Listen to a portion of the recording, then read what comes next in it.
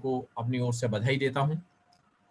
और आज धीमंत राजाराम आनंद जी का वक्तव्य रहेगा, लेकिन उससे पहले महानायक काशीराम साहब के जीवन पर आज हमारे बहुत वरिष्ठ साथी इंजीनियर सुंदरपाल सिंह जी, जो मेरठ से उत्तर प्रदेश से हैं, वो महानायक काशीराम साहब के जीवन पर 5 मिनट अपना बात रखेंगे, क्योंकि हमारी पीबीएसपी की परंपरा है कि हम महापुरुषों के जीवन पर जरूर कुछ न कुछ वक्तव्य रखते हैं और उसको हम अपने सिस्टम से इसको मनाने का काम करते हैं। तो मैं सिंह साहब से अनुरोध करूंगा कि वो महानायक काशीराम साहब के जीवन पर प्रकाश डालें। श्री सिंह साहब। धन्यवाद नारसिंह जी। सभी उपस्थित सहकारियों का मैं अभिनंदन करता हूं। और आज हमारे महानायक काशीराम जी का 87वां जन्म दिवस है। मैं उनको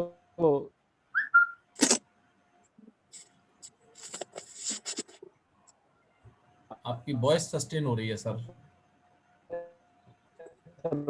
से कहूं, और मैं चाहता हूं कि हमारे सहकारी भी उनके अगर पूरा फॉलो नहीं कर सकें, अगर 10% भी उनको फॉलो कर लें तो हम भी समाज को कुछ बढ़ाने में अपना अपना योगदान दे सकते हैं।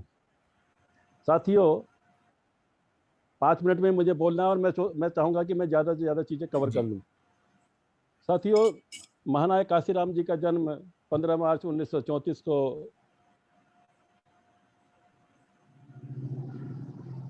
रोपड़ में हुआ, जिसका उसके बाद में उन्होंने अपनी पढ़ाई करने के बाद में explosive research and development laboratory Pune में उन्होंने जॉब किया।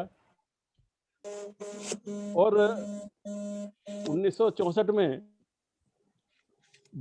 हमारे दीना बहाना एक जो वहाँ उसमें श्रमिक थे, उनका आंदोलन उन्होंने मतलब जिया, उनको चलाया और उनका साथ निभाया। उसी तब एक्टिविस्ट बने और उनको न्याय दिलाया। बहुत दूर तक की लड़ाई उन्होंने लड़ी, कितने मंत्रियों संत्रियों तक भी वो गए उसके लिए, लेकिन अपना मूवमेंट चलाया और वहाँ से उनको प्रेरणा मिली कि मुझे अपने समाज को जगाना है। उसी समय खापड़ जी थे वहाँ, उन्होंने उनको एक बुक दी, एनिहिलेशन ऑफ कास्ट, और वो एक रात में ही उन्होंने उसको 3 बार पढ़ा। और 3 बार पढ़ते ही उनकी बाबा भीमराव अंबेडकर साहब की फिलॉसफी से वो प्रभावित हुए, उसको जाना और उन्होंने उसको अंगीकार कर लिया, केवल एक किताब से ही। अब तो उनकी कितनी किताबें अवेलेबल हैं और हम लोग पढ़ते भी रहते हैं, हम सब नहीं कर पा रहे हैं, लेकिन उसे एक किताब नहीं तो बाबा साहब अम्बेडकर के होकर रह गए। 1978 में उन्होंने माइनॉरिटी कम्युनिटीज एम्प्लॉयज फेडरेशन बनाई, जिसको उन्होंने बाद में 1978 में दलित शोषित समाज संगठन समिति नाम दिया। और 1984 में उन्होंने पॉलिटिकल पार्टी बीएसपी का गठन किया। उनकी उसी बीच में कुछ बुक उन्होंने लिखी, जिसमें चमचा एज बहुत फेमस है, एन एरा ऑफ स्टूजेज, और ये बहुत महत्वपूर्ण बुक है और मैं चाहूँगा कि आप सब लोग उसको जरूर पढ़ें। उन्होंने अपने जब एक्टिविस्ट में जब वो आए और बीएसपी का उन्होंने बहुजनों का उद्धार करने के लिए उन्होंने क्या, तो उससे पहले उन्होंने कुछ संकल्प लिए। साथियों, किसी भी कार्य को आगे बढ़ाने के लिए जब हम समाज सेवा मूवमेंट में उतरते हैं तो संकल्प लेना अनिवार्य है। हम अगर संकल्प से नहीं बंधेंगे तो हम इधर भटकेंगे। तो 5 की वैल्यू हमारे लिए बहुत महत्वपूर्ण है। हम 5 काशीराम जी के संकल्प, 5 उनके नेताओं मिशन को चलाने के लिए उनके उद्देश्य, और 5 नेताओं के चलाने वालों की क्वालिटी, और 5 हमारी पीबीएसपी के सब्जेक्ट। देखिए ये 5 का पहाड़ा बड़ा कामगार है। उन्होंने डिटेल में मैंने बता कर उन्होंने प्रतिज्ञा की मोमेंट के लिए कि मैं शादी नहीं करूंगा, मैं कोई धन संचय नहीं करूंगा, कभी अपने घर नहीं जाऊंगा,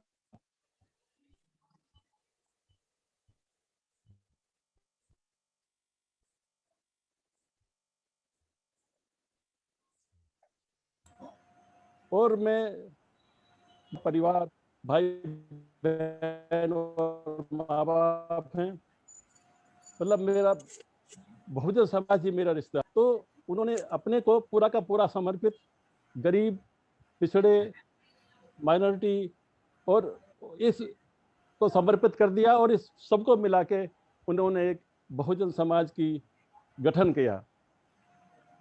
इससे पहले ये सोच अगर आप देखें हमारे किसी भी महापुरुष में नहीं आई। केवल काशीराम जी ऐसे थे जिन्होंने इतनी जातियों को बिखरे हुई, इतने समाज को, पूरे शूद्र वर्ग को, शूद्र वर्ण को बहुजन समाज में कन्वर्ट कर दिया। ये नया शब्द था, शब्दों में बड़ा प्रेशर होता है, शब्दों का बड़ा महत्व होता है, इसलिए हमारे पीआर सर भी बार बार शब्दों की अहमियत उनके बार बताते रहते हैं। हमें शब्दों का चयन बड़ी सूझबूझ के साथ करना चाहिए। तो बहुजन समाज का निर्माण किया। मैं कल आपको मैंने कुछ बताए थे, जो कुछ उद्देश्य बताए थे, उनके नेतृत्व में जो गुण होने चाहिए, मैं आज उनको दोबारा फिर रोटेट करना चाहूँगा, क्योंकि मुझे कुछ फ़ोन आए थे तो उन्होंने कहा था कि आप जरा हमें फिर से बताना। तो आज मुझे मौका मिल गया अभी तो बताने के लिए। तो उनका पहला था जो नेताओं में गुण होने चाहिए, देश की संपूर्ण व्यवस्था को समझना, जिससे कि राष्ट्र को नियंत्रित और शासित किया जाता है। ये उनका पहला उद्देश्य है। दूसरा, दलित शोषित समाज को समझना, जिसे कि हम बहुजन संगठित करना चाहते हैं, न केवल अपने दृष्टिकोण से बल्कि सभी के दृष्टिकोण से। तीसरा, दलित शोषित अर्थात बहुजन लोगों को मिशन को समझाना। और चौथा, मिशन के अंतर्गत युवक, छात्रों और महिलाओं की भूमिका को समझना। और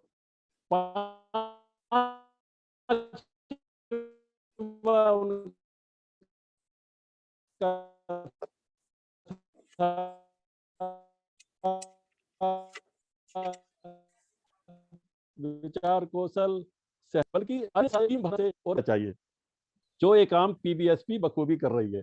आप देख लें, इसमें हम विचार कौशल भी लेके आ रहे हैं और कॉपरेशन भी लेके आ रहे हैं और एजुकेशन भी लेके आ रहे हैं, और बिना इनके संभव नहीं है। और उन्होंने फिर जो उसमें मिशन में सहयोग है उनके लिए 5 गुण बताए। उनमें क्या क्या होने चाहिए? नंबर 1, समर्पण की भावना का विकास। मिशनरी गतिविधियों में हम तब तक सफल नहीं हो सकते जब तक कि हमारे अंदर समर्पण की भावना नहीं होती। दूसरा उद्देश्य के प्रति गंभीरता एवं कार्य। तीसरा, अपने कार्य के प्रति रुचि विकसित करना। चौथा, योग्यता का विकास करना। और पांचवा, क्षमता विकसित करना। साथियों, हमें इतना नहीं, हमें उनके जो स्पीचेज हैं उनसे भी हमें प्रेरणा लेनी चाहिए। मैं कुछ स्पीचेज का आपको बताता था एक एक लाइन से, ताकि ज़्यादा से ज़्यादा मैं कवर कर सकूं। उन्होंने लखनऊ में कहा था, बहुजन समाज को सम्मान का जीवन देने के लिए संघर्ष की आवश्यकता है। हमें भी संघर्ष निरंतर करते रहना चाहिए। उन्होंने रोहतक में कहा था, संघर्ष के बिना सत्ता प्राप्त नहीं होती। और कोसी कला मथुरा के पास में है, वहां कहा था, बाबा साहब के मिशन के साथ धोखा हुआ है। ये उनके कोट हैं जो हमें याद रखने चाहिए और इन पर विचार करना चाहिए। फगवाड़ा पंजाब में उन्होंने कहा था, हमें मांगने की आदत छोड़कर कुछ देने की आदत डालनी चाहिए। पूना में उन्होंने कहा, हमें पूना पैक्ट का धिक्कार करना चाहिए।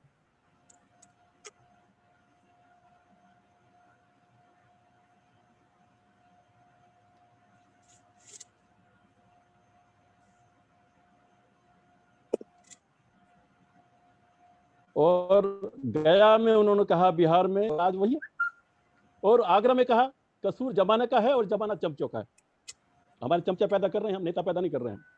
और सिलीगुड़ी देखिए कहाँ कहाँ नहीं गया, मैंने एक एक छांटा है बस। केवल हमें अपना आंदोलन अपने पैरों पर खड़े होकर चलाना है, हमें किसी का वेट नहीं करना, हमें कोई सपोर्ट करने नहीं आएगा।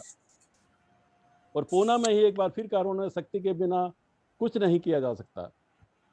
और सिकंदरा राव में कहा आगरा के पास में ही, उन्होंने धिक्कारा लोगों को कि अलीगढ़ में इतने लोग नहीं बिके जितने महाराष्ट्र में बिके हुए हैं। मैंने ये बात एक बार पहले भी कही थी कि महाराष्ट्र के लोग से वो नाराज थे और महाराष्ट्र के लोगों ने उन्होंने साथ नहीं दिया था। और आगरा में उन्होंने फिर एक बार कहा हमें चमचा युग से बाहर निकलना है। साथियों और 2-3 बातें मैं उनके बताऊंगा। भरतपुर राजस्थान की बात बताऊंगा,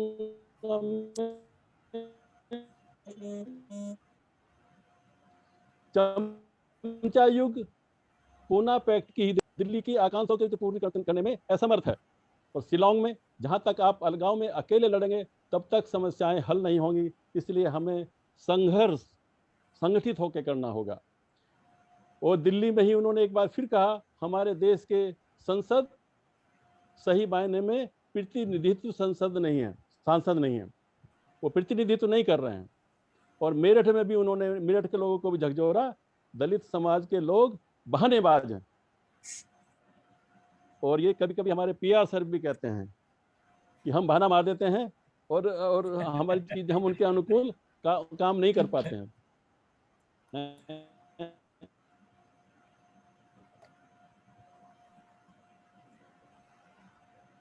और सहारनपुर में उन्होंने कहा वर्षों के दुश्मनों के हाथ में आ गई, मतलब जो ताकत समझते थे कि हमारे हाथ में आएगी, जो हमारे पहले से ही हजारों साल से 2500-3000 साल से दुश्मन थे, उन्हीं के हाथ में वो सत्ता चली गई।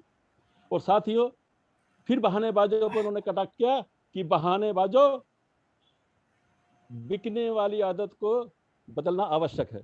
और हमारे जो प्रतिनिधि हैं हमारे बिक जाते हैं। और समराइज करें सर। उन्होंने जगदीशपुरा में कहा, उन्होंने बस कर रहा हूं सर, और साधनहीन समाज में साधन पैदा करना जरूरी है। पीबीएसपी भी साधन पैदा कर रहा है सबको जगा करके।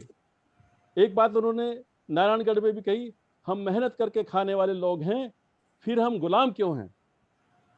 और लास्ट में मैं कहना चाहूंगा, उन्होंने बहुजन समाज की संगठन करने के बाद बहुजन समाज बनाने के बाद उन्होंने पूरे बहुजन समाज को झकझोरा और कहा कि जब तक बहुजन समाज के लोग जातियों में विभाजित रहेंगे तो चमचा ही जीतेंगे, परंतु यदि हम बिखरी हुई जातियों को जोड़कर बहुजन समाज बना लेते हैं तो हमारे असली नायक जीतेंगे और आगे चलकर शासक और शोषकों को जीतना असंभव कर देंगे और स्वयं शासक बनेंगे।